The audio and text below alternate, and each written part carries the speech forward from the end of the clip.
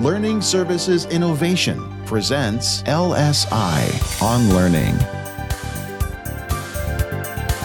This morning, what we're working on is we're going to continue forward with your design thinking.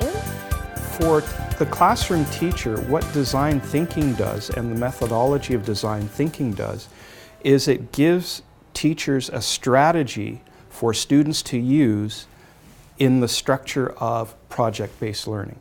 But are we going to put the jacket inside, or are we just going to compact it into the locker room? Design thinking isn't about finding the one right answer. One of the key things about design thinking is that it's human-centered. The problems that design thinking is trying to solve are complex problems. Sometimes they're called wicked problems. You look at that problem and there's no one right answer. What you're trying to solve are those bigger questions. It's going to take some time in the beginning to work through the process and have the kids to understand what they need to do when they're empathizing, what they need to do when they're defining, ideating, prototyping, and testing. So in design thinking, an example might be at a school site, a simple driving question that you might ask the students would be, how can we make our particular school a more welcoming and caring environment? There's no one right answer for that.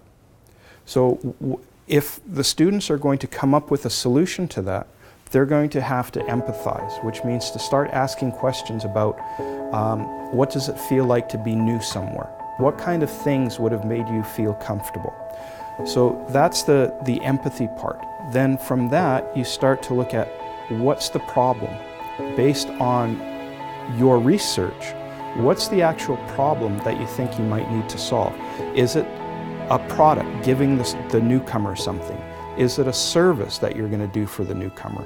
Is it a performance that you might put on for the newcomer? So what is it that you're going to create for the newcomers to make them feel more welcome in that environment? Then the next step is to come up with some ideas, and the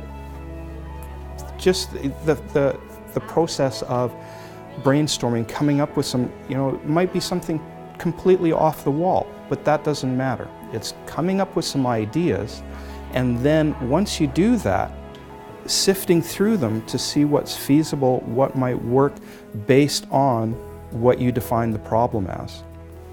Once you've figured out an idea that you want to work with, then you start making a prototype.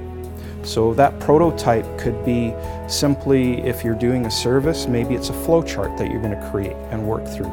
If it's a performance, maybe it's some posters or some type of activity that you're going to create for newcomers to do.